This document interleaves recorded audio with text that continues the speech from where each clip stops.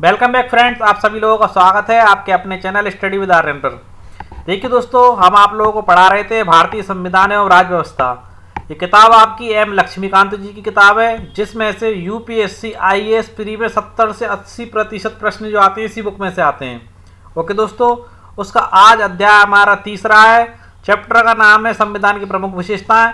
इसमें मुख्य टॉपिक आपके संविधान की प्रस्तावना, मौलिक अधिकार, मौलिक कर्तव्य, आपातकालीन प्रावधान और त्रिस्तरीय सरकार है। सारे वैकल्पिक प्रश्न यानी कि एमसीक्यूज के माध्यम से आपको पढ़ाएंगे, क्योंकि यूपीएससी प्री का पेपर भी आपका वैकल्पिक प्रश्न पत्र ही आता है। तो दोस्तों, आप लोगों से रिक्वेस्ट है कि ज़्यादा से ज़्यादा चैनल को सब्सक्राइब करें, ज़्यादा से ज़्यादा चैनल को शेयर करें दोस्तों, और टाइम वेस्ट ना करते हुए अपनी वीडियो को स्टार्ट करते हैं। ये देखिए दोस्तों, आपके सामने स्क्रीन पर पहला प्रश्न कहता है, मिनी कॉन्स्टिट्यूशन किसे कहा जाता है? मिनी कॉन्स्टिट्यूशन किसे कहा जाता है? ओके दोस्तों, मिनी कॉन्स्टिट्यूशन किसे कहा जाता है? 7वें संविधान संशोधन को, 42वें संविधान संशोधन को, या दोस्तों 44वें संविधान संशोधन को, या 73वें 73वें संविधान संशोधन को। तो दोस्तों, यहाँ पर आपका ऑप्शन बी सही है, यानी कि मिनी कॉन्स्टिट्यूशन यानी कि छोटा संविधान जो कहा जाता है वो आपको 42वें संविधान संशोधन को कहा जाता है। क्यों कहा जाता है वो और जान लीजिए। देखिए दोस्तों, संविधान में कई बड़े परिवर्तन करने वाले 42वें संविधान संशोधन अधिनियम 1976 को मिनी कॉन्स्टिट्यूशन कहा जाता है। किस लिए कहा जाता है? क्योंकि ज़्यादातर संविधान संशोधन 42वें में ही हुआ है। कब हुआ था? 1976 में। अगला प्रश्न देखिए दोस्तों, प्रश्न नंबर दूसरा, किस अनुच्छेद के तहत संविधान के मूल ढांचे में बदलाव की अनुमति नहीं है? यानी कि संविधान के मूल ढांचे में कोई बदलाव नहीं किया जा सकता। अनुच्छेद 368, अनुच्छेद 465, अनुच्छेद 395, निम्न में से कोई नहीं। तो देखिए दोस्तों, वो आपका अनुच्छेद 368 है, जिसके तहत संविधान के मूल ढांचे में बदलाव की अनुमति नहीं दी गई है। यानी किसी प्रकार से संविधान के मूल ढांचे में बदलाव नहीं किया जा सकता। देखिए, एक केस था केशवानंद भारती जी का केस था, जो 1973 में प्रारंभ हुआ था। केरल राज्य और केशवानंद भारती जी के बीच में लड़ा गया था। ओके दोस्तों, तो इसमें सर्वोच्च न्यायालय ने व्यवस्था दी थी कि अनुच्छेद 368 के तहत संसद को मिली संवैधानिक शक्ति संविधान के मूल ढांचे को बदलने की अनुमति नहीं देती है। ओके दोस्तों, सुप्रीम कोर्ट का फैसला था ये। आगे देखिए प्रश्न नंबर तीसरा, विश्व का सबसे लंबा एवं लिखित संविधान किस देश का है? अमेरिका, ब्रिटेन, भारत, निम्न में से कोई नहीं। तो आप लोगों को बता देते हैं दोस्तों, विश्व का सबसे लंबा और लिखित संविधान हमारे भारत देश का है। देखिए दोस्तों, अमेरिका का संविधान भी लिखित है, मगर भारत के बराबर सबसे लंबा नहीं है। और देखिए, ब्रिटेन का संविधान अलिखित है, यानी कि लिखा हुआ नहीं है, परंतु उसकी स्वर्ण प्रति ब्रिटेन की महारानी के पास सुरक्षित रखी हुई है। भारत का संविधान विश्व का सबसे लंबा लिखित संविधान है। यह बहुत वृद्ध, समृद्ध और विस्तृत दस्तावेज, यानी बहुत बड़ा दस्तावेज है। आगे देखते हैं आपका अगला प्रश्न। देखिए प्रश्न नंबर चौथा, संविधान का अधिकांश ढांचागत हिस्सा किससे लिया गया है? संविधान का अधिकांश ढांचागत हिस्सा किससे लिया गया? भारत शासन अधिनियम 1919, भारत शासन अधिनियम 1935, भारत शासन अधिनियम 1858, निम्न में से कोई नहीं। तो दोस्तों, आपके इस प्रश्न का सही उत्तर है भारत शासन अधिनियम 1935, यानी कि भारत के संविधान का अधिकांश हिस्सा आपका इसी से लिया गया है, भारत शासन अधिनियम 1935 से। देखिए दोस्तों, संविधान का अधिकांश ढांचागत हिस्सा भारत शासन अधिनियम 1935 से लिया गया है।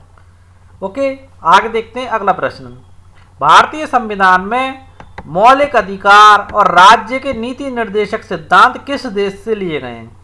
पहला ऑप्शन अमेरिका, दूसरा आयरलैंड, तीसरा ब्रिटेन, या विकल्प पहला और दूसरा दोनों।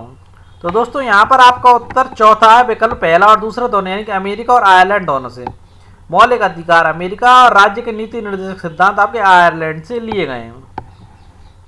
देखिए, दोबारा बता देता हूं, भारतीय संविधान का दार्शनिक भाग है ये मौलिक अधिकार और राज्य की नीति निर्देशकता। तो भारतीय संविधान कौन सा भाग है? दार्शनिक भाग है। यानी मौलिक अधिकार और राज्य के नीति निर्देशक सिद्धांत क्रम से अमेरिका और आयरलैंड से प्रेरित हैं। ओके, आगे बढ़ते हैं अगले प्रश्न की ओर। देखिए प्रश्न नंबर 6, भारतीय संविधान में संघीय सरकार का सिद्धांत, कार्यपालिका और विधायिका के संबंध किस देश से लिए गए? America, Ireland, Britain, Germany. तो दोस्तों ये जो आपके लिए गए ये ब्रिटेन से लिए गए। कहाँ से लिए गए? ब्रिटेन से। देखिए दोस्तों ये जो है संघीय सरकार, कार्यपालिका और विधायिकी, ये आपके जो कहलाते हैं भारतीय संविधान के राजनीतिक भाग है। कौन से भाग हैं? भारतीय संविधान के राजनीतिक भाग। देखिए संघीय सरकार का सिद्धांत, कार्यपालिका और विधायिका के संबंध का अधिकांश सब ब्रिटेन के संविधान से लिया गया है। कौन से संविधान से लिया गया? ब्रिटेन के से। अब देखिए प्रश्न नंबर 7, भारत को राज्यों के संघ के रूप में किस अनुच्छेद में वर्णित किया गया है? अनुच्छेद 1, अनुच्छेद 14वां, अनुच्छेद 15वां और या अनुच्छेद 18वां। तो देखिए दोस्तों इसका सही उत्तर आपका अनुच्छेद 1 है। भारत को राज्य के संघ के रूप में अनुच्छेद 1 में वर्णित किया गया है।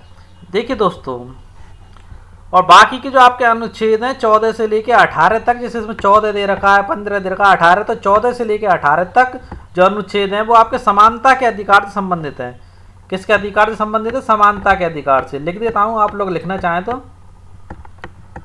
समानता, ये समानता के अधिकार से संबंधित है आपके अनुच्छेद 14 से लेकर के 18 तक। ओके दोस्तों आगे बढ़ते हैं। देखिए प्रश्न नंबर 8, निम्न में से संविधान संशोधन के कौन से प्रावधान अनुच्छेद 368 के अंतर्गत नहीं आते? दोबारा सुन लीजिए, निम्न में से संविधान संशोधन के कौन से प्रावधान अनुच्छेद 368 के अंतर्गत नहीं आते? देखिए कुछ उपबंधों को संसद में विशेष बहुमति से, दोबारा सुनिए, कुछ उपबंधों को संसद में विशेष बहुमत से संशोधित किया जा सकता है। देखिए दोस्तों यह बात सही है। इसमें कुछ और चीज़ बता देता हूँ। देखिए दोनों सदनों में उपस्थित और मतदान में भाग लेने वाले सदस्यों का 2/3 बहुमत। कितना होना चाहिए दोस्तों? 2/3 बहुमत। 2/3 बहुमत और प्रत्येक सदन में कुल सदस्यों का बहुमत जो कि 50% से अधिक हो। जम्मू कश्मीर वाला मैटर 2/3 बहुमत था बीजेपी सरकार के पास जब हुआ था, धारा 370 को हटाया गया था जम्मू कश्मीर से। ओके दोस्तों इसी कानून के तहत किया गया था। आगे देखिए, कुछ अन्य प्रावधानों को संसद के विशेष बहुमत और कुल राज्यों के आधे से अधिक राज्यों के अनुमोदन से ही संशोधित किया जा सकता है। दोस्तों ये भी संविधान संशोधन का एक अच्छा तरीका है। तीसरा देखिए, अंतर्गत नहीं आते पूछ रहा है। संविधान के कुछ प्रावधान विधायी प्रक्रिया की तरह संसद में सामान्य बहुमत के माध्यम से संशोधित किए जा सकते हैं। दोस्तों ऐसे भी संविधान में संशोधित किया जा सकता है, परंतु आपका तरीका पहला और तरीका दूसरा, ये दोनों तरीके आपके अनुच्छेद 368 के अंतर्गत आते हैं और ये वाला जो आपका ये 368 के अंतर्गत नहीं आता। ओके दोस्तों, संविधान संशोधन तो किया जा सकता है मगर अनुच्छेद 368 के अंतर्गत नहीं आता ये चीज। ओके आगे देखते हैं अगला प्रश्न। देखिए प्रश्न नंबर 9, भारतीय संसदीय प्रणाली को निम्न में से किस नाम से नहीं जाना जाता? नहीं जाना जाता पूछ रहा है दोस्तों। देखिए वेस्टमिंस्टर, उत्तरदायी सरकार, मंत्रिमंडलीय सरकार, कोऑपरेटिव फेडरलिज्म। तो देखिए भारतीय संसदीय प्रणाली को वेस्टमिंस्टर के नाम से भी जाना जाता है, उत्तरदायी सरकार के नाम से भी जाना जाता है, मंत्रिमंडलीय सरकार के नाम से भी जाना जाता है, और नहीं जाना जाता तो कोऑपरेटिव फेडरलिज्म के नाम से नहीं जाना जाता। देखिए यहाँ देखिए दोस्तों, देखिए संसदीय प्रणाली को सरकार के वेस्टमिंस्टर रूप, उत्तरदायी सरकार, मंत्रिमंडलीय सरकार के नाम से भी जाना जाता है। संविधान केवल केंद्र में ही नहीं बल्कि राज्य में भी संसदीय प्रणाली की स्थापना करता है। अब देखिए भारतीय संविधान को एकात्मकता की भावना में संघ, अर्थसंघ, bargaining federalism, cooperative federalism, federation with centralizing tendency, ये सारे नाम भारतीय संविधान को दिए गए हैं। कौन कौन से नाम? ये मैंने आप लोगों के सामने बता दिए, सारे नाम भारतीय संविधान को दिए गए हैं दोस्तों। ओके दोस्तों आगे बढ़ते हैं अगले प्रश्न की ओर। देखिए प्रश्न नंबर 10, निम्नलिखित कथनों में से कौन सा कथन असत्य है? गलत कथन पूछ रहा है। वास्तविक व नाम मात्र के कार्यपालकों की उपस्थिति बहुमत वाले दल की सत्ता, या फिर विधायिका के समक्ष कार्यपालिका की संयुक्त जवाबदेही, विधायिका में मंत्रियों की सदस्यता, राष्ट्रपति या मुख्यमंत्री का नेतृत्व, निचले सदन का विघटन यानी लोकसभा और विधानसभा। तो देखिए दोस्तों, यहाँ पर मात्र आपका एक कथन गलत है, जो आपका है राष्ट्रपति या मुख्यमंत्री का नेतृत्व। इसमें यहाँ पर राष्ट्रपति की जगह आता है प्रधानमंत्री या मुख्यमंत्री का नेतृत्व। क्या है? प्रधानमंत्री या मुख्यमंत्री का नेतृत्व। अब देखिए, ये देखिए, ये सारी भारत में संसदीय प्रणाली की विशेषताएं जितनी भी आपको सामने दी गई हैं, वास्तविक नाम मात्र कार्यपालकों की उपस्थिति, बहुमत वाले दल की सत्ता, विधायिका के समक्ष कार्यपालिका की संयुक्त जवाबदेही, विधायिका में मंत्रियों की सदस्यता, प्रधानमंत्री या मुख्यमंत्री का नेतृत्व, निचले सदन का विघटन यानी लोकसभा अथवा राज्य विधानसभा। तो ये सारी जितनी आपके सामने है, ये सारी संसदीय प्रणाली किसकी दोस्तों? संसदीय प्रणाली की विशेषताएं हैं। किसकी विशेषताएं हैं? संसदीय प्रणाली की। मैंने सामने लिख दिया है, सारी की सारी संसदीय प्रणाली की विशेषता है। ओके दोस्तों, आप लोग नोट डाउन कर लेना। संसदीय प्रणाली की सारी ये विशेषताएं हैं। अब देखिए दोस्तों, हालांकि भारतीय संसदीय प्रणाली बड़े पैमाने पर ब्रिटिश संसदीय प्रणाली पर आधारित है। किस पर आधारित है? ब्रिटिश संसदीय प्रणाली पर आधारित है। फिर भी दोनों में कुछ मूलभूत अंतर है। देखिए, जैसे कि ब्रिटिश संसद की तरह भारतीय संसद संप्रभु नहीं है, जबकि ब्रिटिश संसद संप्रभु है और भारतीय संसद संप्रभु नहीं है। दोनों में अंतर है दोस्तों। आगे देखते हैं अगला प्रश्न। देखिए, प्रधानमंत्री सरकार के संदर्भ में निम्नलिखित कथनों पर विचार कीजिए। देखिए, ब्रिटेन जैसी उत्तराधिकार व्यवस्था का होना, यानी ब्रिटेन जैसी उत्तराधिकारी व्यवस्था का होना, यानी कि महारानी के बाद उनकी संतान है, उत्तराधिकार संता ही होगी वहाँ पर। या भारत का प्रधान निर्वाचित व्यक्ति होता है, यानी भारत का प्रधान कौन होता है? निर्वाचित व्यक्ति, जिसे कौन कहते हैं? प्रधानमंत्री को। किसी भी संसदीय व्यवस्था में चाहे वह भारत की हो तो ब्रिटेन की प्रधानमंत्री की भूमिका अत्यंत महत्वपूर्ण हो जाती है। ये बात भी सही है। प्रधानमंत्री की भूमिका का महत्वपूर्ण होना राजनीति के जानकारों की नज़रों में प्रधानमंत्री सरकार कहलाती है। ये बात भी सही है। तो दोस्तों, यहाँ पर खाली यही चीज़ गलत नजर आती है कि ब्रिटेन जैसी उत्तराधिकारी व्यवस्था का होना। ब्रिटेन जैसी उत्तराधिकारी ये व्यवस्था होगी तो प्रधानमंत्री सरकार थोड़ी कहलाएगी वो तो, यानी कि आपका यहाँ पर पहला कथन असत्य है। देखिए, उपरोक्त कथनों में से कौन से कथन असत्य हैं? तो आपका पहला कथन असत्य है। आगे बढ़ते हैं अगले प्रश्न की ओर। देखिए, प्रश्न नंबर 12। भारतीय संसद की संप्रभुता का नियम किस देश की संसद से जुड़ा हुआ है? महत्वपूर्ण प्रश्नों में से एक है। भारतीय संसद की संप्रभुता का नियम किस देश की संसद से जुड़ा हुआ है? ब्रिटिश संसद, अमेरिकी संसद, जर्मनी की संसद या निम्न में से कोई नहीं। तो आप लोगों को बता देते हैं, भारतीय संसद की संप्रभुता का नियम आपका ब्रिटिश संसद से जुड़ा हुआ है। कहाँ की संसद से जुड़ा हुआ है? ब्रिटिश संसद से जुड़ा हुआ है। अगला प्रश्न, प्रश्न नंबर 13। न्यायपालिका की सर्वोच्चता, न्यायपालिका की सर्वोच्चता का सिद्धांत किस देश से लिया गया है? जापान, रूस, ब्रिटेन या अमेरिका? तो दोस्तों, न्यायपालिका की सर्वोच्चता का सिद्धांत अमेरिका के सर्वोच्चतम न्यायालय से लिया गया है। कहां से लिया गया? अमेरिका के सर्वोच्चतम न्यायालय से लिया गया है। प्रश्न नंबर 14वां। भारत की न्याय व्यवस्था के संदर्भ में निम्नलिखित क्रम में सही क्रम को बताइए। निम्नलिखित क्रम में से सही क्रम को बताइए न्याय व्यवस्था के संदर्भ में। देखिए, सबसे पहले सर्वोच्च न्यायालय होगी, यानी कि supreme court, SC supreme court होगी। उसके बाद आपकी उच्चतम न्यायालय यानी कि हाई कोर्ट होगी, फिर अधीनस्थ न्यायालय होगी। तो यानी कि ये वाला पॉइंट आपका सही है। आगे देखते हैं उच्चतम न्यायालय, ये चीज़ गलत है।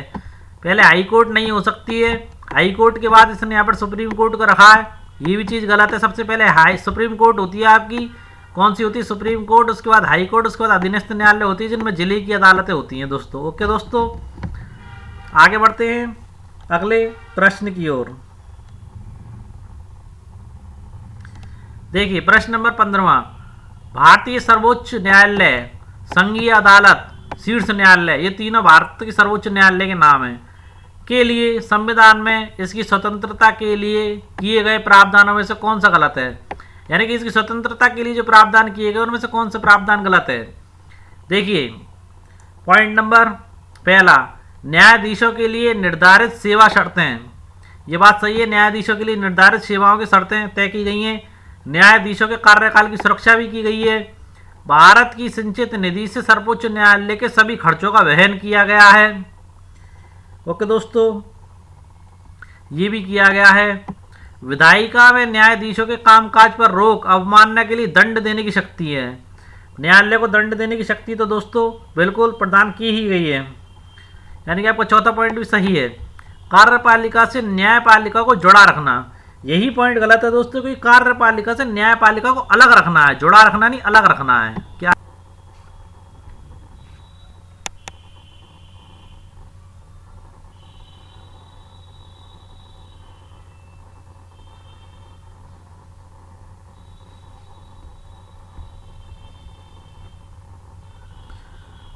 हाँ, तो देखिए दोस्तों, कार्यपालिका से न्यायपालिका को जोड़ा रखना है। ओके दोस्तों,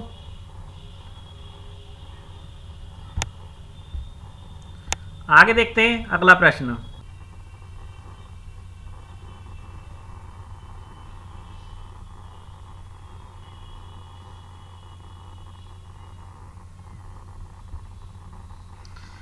हाँ, तो देखिए दोस्तों, पॉइंट नंबर 5वां इसका गलत है।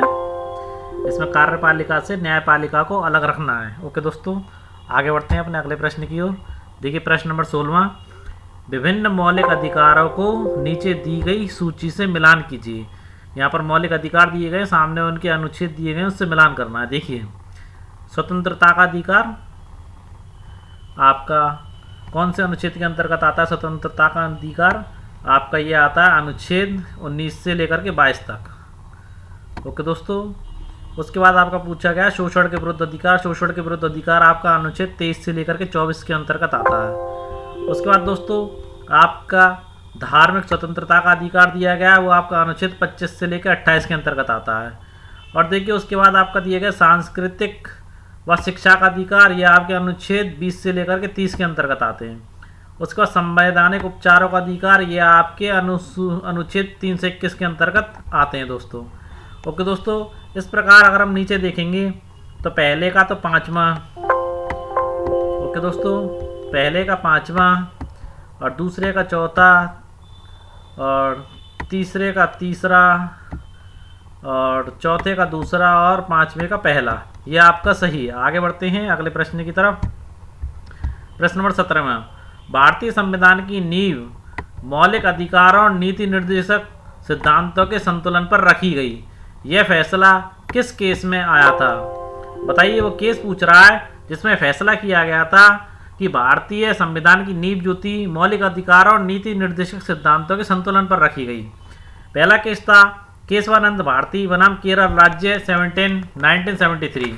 तो दोस्तों केशवानंद भारती बनाम केरल राज्य, इसमें तो सर्वोच्च न्यायालय ने व्यवस्था दी थी कि अनुच्छेद 368 के तहत, कौन सा अनुच्छेद था? अनुच्छेद 368 के तहत संसद को मिली संवैधानिक शक्ति संविधान के मूल ढांचे को बदलने की अनुमति नहीं देती है, ये प्रावधान था। ओके दोस्तों, अब देखिए अगला केस था मिनर्वा मिल्स बनाम भारत संघ 1980। इसके अंदर ही दोस्तों ये प्रावधान किया गया था, यानी कि जो ऊपर दे रखा है कि भारतीय संविधान की नींव मौलिक अधिकारों और नीति निर्देशक सिद्धांतों के संतुलन पर रखी गई है। यह फैसला मिनर्वा मिल्स बनाम भारत संघ 1980 में सुनाया गया था। ओके दोस्तों, यानी कि आपका विकल्प पहला और दूसरा दोनों में निम्न में से कोई नहीं, आपका ओनली ये सही है दूसरे नंबर का, बाकी सारे यहाँ पर गलत दे रखे हैं। आगे बढ़ते हैं अगले प्रश्न की ओर। देखिए प्रश्न नंबर 18, निम्नलिखित में से कौन सा कथन असत्य है? गलत कथन पूछ रहा है। मूल संविधान में मौलिक कर्तव्यों का उल्लेख नहीं है, इन्हें स्वर्ण सिंह समिति की सिफारिश के आधार पर जोड़ा गया है। दोस्तों ये चीज़ सही थी कि मूल संविधान में मौलिक कर्तव्यों का उल्लेख नहीं था, इन्हें स्वर्ण सिंह समिति की सिफारिश के आधार पर जोड़ा गया है, ये बात बिल्कुल सही है दोस्तों। ओके दोस्तों, अगला पॉइंट देखते हैं। 1972 के 42वें संविधान संशोधन के माध्यम से आंतरिक आपातकाल यानी कि 1975 1977 के दौरान शामिल किया गया था। बिल्कुल सही बात है दोस्तों, आंतरिक आपातकाल जो था 1976 के 42वें संविधान संशोधन द्वारा शामिल किया गया था। उसके बाद देखिए 2002 के 86वें संविधान संशोधन ने एक और मौलिक कर्तव्य को जोड़ा। ओके दोस्तों, एक और मौलिक कर्तव्य को इसमें जोड़ दिया गया था। देखिए संविधान के 4A भाग में मौलिक कर्तव्यों का जिक्र किया गया है। ओके, यानी कि ये जो दे रखा है ना 4A भाग में मौलिक कर्तव्यों का जिक्र किया गया है, ये चीज यहाँ पर गलत है।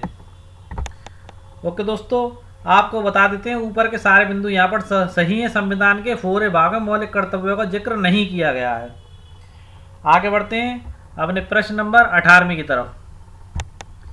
देखिए प्रश्न नंबर 18वां तो मैंने आप लोगों को बता दिया। प्रश्न नंबर 19वें, प्रश्न नंबर 18वें में एक चीज देख ली दोस्तों, संविधान के 4A भाग में मौलिक कर्तव्यों का जिक्र किया गया जिसमें केवल एक अनुच्छेद 51 का के तहत ही ये प्रावधान किए गए हैं।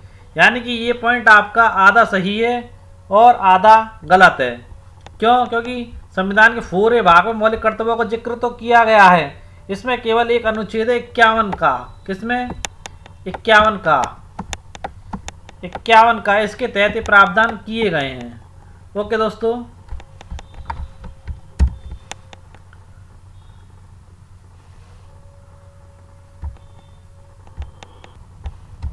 ओके दोस्तों, आगे बढ़ते हैं अपने 19वें प्रश्न की तरफ।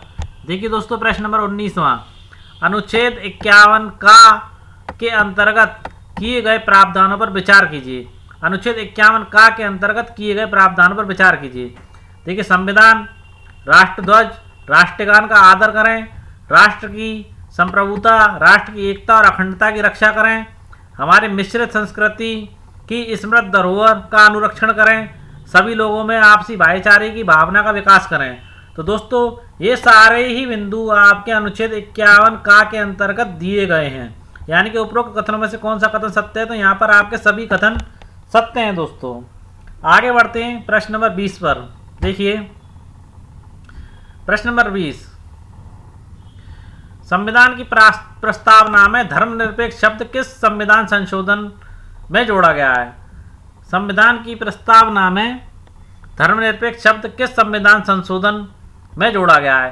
यानी कि ये पूछना चाह रहा है कि जो धर्मनिरपेक्ष शब्द जोड़ा गया है संविधान की प्रस्तावना में, वो किस संविधान संशोधन के द्वारा जोड़ा गया है? 42वें संविधान संशोधन द्वारा, 44वें संविधान संशोधन द्वारा, 73वें संविधान संशोधन द्वारा और 97वें के संविधान संशोधन द्वारा। तो देखिए दोस्तों, ये जो आपके जोड़ा गया है धर्मनिरपेक्ष शब्द, उसके विषय में मैं आपको बता देता हूं। ये 42वें संविधान संशोधन द्वारा जोड़ा गया है। कौन से संविधान संशोधन द्वारा? 42वें संविधान संशोधन द्वारा ये शब्द आपका जोड़ा गया है। अब देखिए कब हुआ था 42वें संविधान संशोधन? ये हुआ था आपका 1976 में। कब हुआ था? 1976 में। 1976 के 42वें संविधान संशोधन द्वारा संविधान की प्रस्तावना में धर्मनिरपेक्ष शब्द को जोड़ा गया। भारत का संविधान धर्मनिरपेक्ष है, इसलिए यह किसी धर्म विशेष को भारत के धर्म के तौर पर मान्यता नहीं देता है। ओके दोस्तों, प्रश्न नंबर 21 में देखिए, मतदान करने की उम्र 21 वर्ष से घटाकर 18 वर्ष किस संविधान संशोधन द्वारा की गई थी? 42वें संविधान संशोधन द्वारा, 44वें संविधान संशोधन द्वारा, 61वें संविधान संशोधन द्वारा या 7वें संविधान संशोधन द्वारा? तो बता देते हैं दोस्तों, मतदान करने की उम्र 21 वर्ष से घटा करके 18 वर्ष आपकी 61वें संविधान संशोधन द्वारा की गई थी। 61वें संविधान संशोधन द्वारा जो कब हुआ था? ये 1989 में हुआ था। और देखिए दोस्तों 1989 में 61वें संविधान संशोधन अधिनियम, 61वें संविधान संशोधन अधिनियम 1988 किसके? 1988 के द्वारा मतदान करने की उम्र को 21 वर्ष से घटाकर 18 वर्ष कर दिया गया था। आगे देखते हैं अगला प्रश्न। देखिए प्रश्न नंबर 22 में, निम्न में से निर्वाचन आयोग का गठन क्यों किया गया था? ये पूछना चाह रहा है कि निर्वाचन आयोग का गठन क्यों किया गया था। देखिए, संसद, राज्य विधानसभाओं, भारत के राष्ट्रपति, भारत के उपराष्ट्रपति के लिए स्वतंत्र निष्पक्ष चुनाव के लिए, या फिर जनता के पैसे के संरक्षक होते हैं, यानी कि निर्वाचन आयोग होते हैं वो जनता के पैसे के संरक्षक होते हैं और सरकार द्वारा किए गए खर्चों की वैधानिकता और उनके उचित होने पर टिप्पणी करते हैं, या फिर दोस्तों अखिल भारतीय सेवाओं व उच्च स्तरीय केंद्रीय सेवाओं के लिए भर्ती हेतु परीक्षाओं का आयोजन करते हैं और अनुशासनात्मक मामलों पर राष्ट्रपति को सलाह देते हैं, या फिर दोस्तों हर राज्य में राज्य सेवाओं के लिए भर्ती हेतु परीक्षाओं को कराना और अनुशासनात्मक मामलों पर राज्यपाल को सलाह देना। अब ये पूछ रहा निम्न में से निर्वाचन आयोग का काम क्या था। तो देखिए दोस्तों, निर्वाचन आयोग का काम संसद, राज्य विधानसभा, भारत के राष्ट्रपति और भारत के उपराष्ट्रपति के लिए स्वतंत्र और निष्पक्ष चुनाव के लिए निर्वाचन आयोग का गठन किया गया था। यानी कि पहला जो है वो निर्वाचन आयोग का काम था। अब देखिए जो दूसरा बिंदु दिया गया ये भी महत्वपूर्ण है। देखिए ये काम किसका था, जनता के पैसे के संरक्षक होते थे और सरकार द्वारा किए गए खर्चों की वैधानिकता और उनके उचित होने पर टिप्पणी करने के लिए। तो आप लोगों को बता दूं दोस्तों, राज्य और केंद्र सरकार के खातों के अक्षेक्षण के लिए नियंत्रण और महालेखागार कौन बनाया गया दोस्तों, नियंत्रक लिख देता हूं मैं, नियंत्रक एवं महालेखागार। ये सारा काम जो पॉइंट नंबर 2 में दे रखा है ये आपके नियंत्रक और महालेखागारों का था। ओके दोस्तों, ना कि निर्वाचन आयोग का, महालेखाकार का। दोबारा समझ लीजिए, महालेखाकार और नियंत्रक का काम क्या था कि जनता के पैसे का संरक्षण करना और सरकार द्वारा किए गए खर्चों की वैधानिकता और उनके उचित होने पर टिप्पणी करने के लिए बनाए गए थे। और देखिए ये तीसरा पॉइंट जो दे रखा है, अखिल भारतीय सेवाओं व उच्च स्तरीय केंद्रीय सेवाओं के लिए भर्ती हेतु परीक्षाओं का आयोजन करना तथा अनुशासनात्मक मामलों पर राष्ट्रपति को सलाह देना। यह कार्य आपका संघ लोक सेवा आयोग को दिया गया। किसको दिया गया था दोस्तों, संघ लोक सेवा आयोग को, जो आपकी आईएएस की भर्ती कराती है। संघ लोक सेवा आयोग को यह कार्य दिया गया था। आपने नोटबुक में नोट डाउन कर लेना, सारे जो विकल्प दिए गए सारे एक से एक महत्वपूर्ण हैं। ओके दोस्तों, आगे देखिए, हर राज्य में राज्य सेवाओं के लिए भर्ती हेतु परीक्षाओं को कराना एवं अनुशासनात्मक मामलों पर राज्यपाल को सलाह देना। ये कार्य आपका राज्य लोक सेवा आयोग का था। यानी कि जैसे राजस्थान में आरपीएससी है, उसी तरीके से राज्य में अलग अलग संस्थाएं थी, राज्य लोक सेवा आयोग, ये उनका कार्य था। किसका कार्य था, राज्य लोक सेवा आयोग का। मैंने लिख दिया है, आप अपनी कॉपी में भी नोट डाउन कर सकते हैं इसको। महत्वपूर्ण चैप्टर, महत्वपूर्ण प्रश्न है सारे के सारे, अच्छे से अध्ययन करिएगा। आगे बढ़ते हैं अगले प्रश्न की ओर। ये प्रश्न नंबर 23वां, निम्नलिखित में से कौन सा कथन असत्य है, गलत कथन पूछ रहा है। देखिए असत्य कथन के विषय में जानकारी लेना चाहता है हमसे। पहला अनुच्छेद इनका कहता है, अनुच्छेद 352 में, अनुच्छेद 352 में युद्ध, आक्रमण, सशस्त्र विद्रोह पैदा हुई राष्ट्रीय अशांति की अवस्था आती है जिसे राष्ट्रीय आपातकाल कहा गया है। बिल्कुल दोस्तों, राष्ट्रीय आपातकाल के अंतर्गत राष्ट्रीय आपातकाल धारा 352 के तहत घोषित किया जाता है। जो युद्ध के अवसर पर, आक्रमण के अवसर पर, सशस्त्र विद्रोह हुआ हो जब, या राष्ट्रीय अशांति की अवस्था पर राष्ट्रीय आपातकाल घोषित किया जाता है। ये पॉइंट आपका बिल्कुल सही है। दूसरा देखिए, ये आपका है, ये भी एक आपातकाल है जो अनुच्छेद 356 के तहत लागू किया जाता है। देखिए राज्यों में संवैधानिक तंत्र की जब असफलता होती है तो 356 के तहत आपातकाल घोषित किया जाता है। और अनुच्छेद 365 में केंद्र के निर्देशों का अनुपालन करने में असफलता पर, जब केंद्र के निर्देशों का पालन करने में राज्य असफल रहते हैं तब राज्य में आपातकाल का उल्लेख इसके तहत किया गया और इनके तहत ही आपातकाल घोषित किया जाता है। देखिए अनुच्छेद 370 के तहत भी एक आपातकाल घोषित किया जाता है जो अत्यधिक महत्वपूर्ण है, जिसे कहते हैं वित्तीय आपातकाल, 360 के तहत है। भारत की वित्तीय स्थिति या प्रत्यक्ष संकट में हो तो वित्तीय आपातकाल का प्रबंध किया गया है। ओके दोस्तों, अच्छे तरीके से समझ सकते हैं। भारत की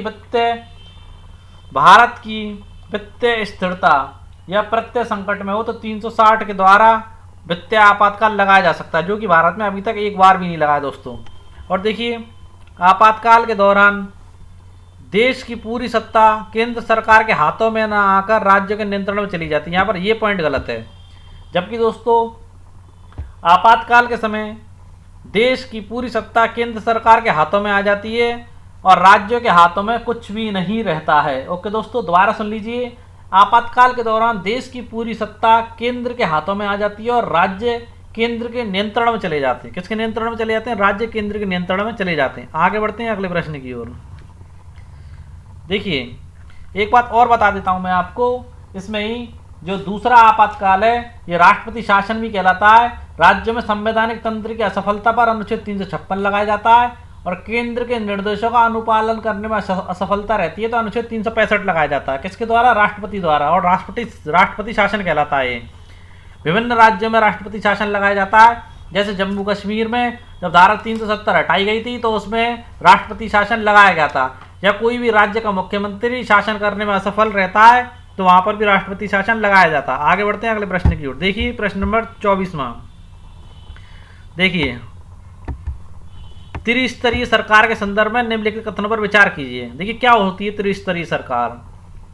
अन्य संघीय संविधानों की तरह भारतीय संविधान भी 2 स्तरीय था, यानी कि पहले था, अब नहीं है। अब देखिए 2 स्तरीय राज्य व्यवस्था क्या होती थी। 2 स्तरीय राज्य व्यवस्था यानी केंद्र और राज्य और संगठन के संबंध में प्रावधान तथा केंद्र एवं राज्यों की शक्तियों का अंतर्विष्ट भारतीय संविधान में थी जब भारत में 2 स्तरीय सरकार थी। अब देखिए क्या हुआ, 1992 में संविधान के 74वें और 73वें संविधान संशोधन ने भारत में त्रिस्तरीय यानी कि स्थानीय सरकार का प्रावधान कर दिया। आगे देखिए, त्रिस्तरीय व्यवस्था विश्व के अन्य किसी संविधान में नहीं है। बिल्कुल पॉइंट आपके सही है यहाँ पर। तो उपरोक्त कथनों में से कौन सा सत्य है? तो यहाँ पर आपके सारे ही बिंदु सही हैं। आगे बढ़ते हैं प्रश्न नंबर 25वां। पंचायतों को संवैधानिक मान्यता किस संविधान संशोधन द्वारा दी गई थी? ओके दोस्तों, तो यहाँ पर आपके 42वें संविधान संशोधन द्वारा, 73वें, 74वें। तो आप लोगों को बता देते हैं पंचायतों को जो आपको मान्यता दी गई थी वो आपके ये 73वें संविधान संशोधन द्वारा दी गई थी। किसके द्वारा? 73वें संविधान संशोधन द्वारा। महत्वपूर्ण बिंदु नेक्स्ट पेज पर बताएंगे। देखिए 26वां, नगर पालिकाओं को किस संविधान संशोधन द्वारा मान्यता दी गई थी? तो देखिए दोस्तों, नगर पालिकाओं को डायरेक्ट बता देते हैं इसमें आपको। नगर पालिकाओं को 74वें के तहत दी गई थी, यानी कि पंचायतों को दी गई थी 73वें के तहत और नगर पालिकाओं को दी गई थी 74वें संविधान संशोधन के तहत। अब देखिए सहकारी समितियां बची, तो सहकारी समितियों को किस संविधान संशोधन के द्वारा संवैधानिक दर्जा दिया गया, ये और जान लीजिए आप। तो देखिए 97वें संविधान संशोधन के द्वारा सहकारी समितियों को संविधान संशोधन द्वारा संवैधानिक दर्जा दिया गया था। कौन सा दर्जा दिया गया था? संवैधानिक दर्जा। अब तीनों प्रश्नों के महत्वपूर्ण बिंदु और देख लीजिए एक बार। देखिए, संविधान में एक नए भाग 9 एवं अनुसूची 11 भी जोड़कर वर्ष 1992 में 73वें संविधान संशोधन के द्वारा पंचायतों को संवैधानिक मान्यता प्रदान की गई। अब देखिए 74वें संविधान संशोधन विधेयक 1992 ने एक भाग 9A तथा नई अनुसूची 12 भी जोड़कर नगर पालिकाओं को संवैधानिक मान्यता प्रदान कर दी थी। अब देखिए अगला 97वां संविधान संशोधन अधिनियम जो 2011 में हुआ था ने सहकारी समितियों को संवैधानिक दर्जा और संरक्षण प्रदान किया। अनुच्छेद 19 में सहकारी समिति गठित करने के अधिकार को मौलिक अधिकार बना दिया गया था। और देखिए अनुच्छेद 43B में सहकारी समितियों को प्रोत्साहन देने के लिए नया राज्य का नीति निर्देशक तत्व जोड़ा गया था। तो दोस्तों आज के हमारे प्रश्न और ये एम लक्ष्मीकांत जी के इंडियन पॉलिटी के MCQs जो कि हम हिंदी में दे रहे हैं वो पूरे हुए। वीडियो आप लोगों को कैसे लगी ये कमेंट बॉक्स में जरूर बताएं। ओके दोस्तों, कल इसी अध्याय को आगे बढ़ाते हुए चौथे अध्याय की वीडियो आप लोगों को मिल जाएगी। दोस्तों ज़्यादा से ज़्यादा शेयर करें, वीडियो को शेयर करना ना भूलें। और दोस्तों प्लीज़ चैनल को सब्सक्राइब आवश्यक रूप से करें। ओके दोस्तों, कल फिर मिलते हैं अपनी एक नई वीडियो के साथ।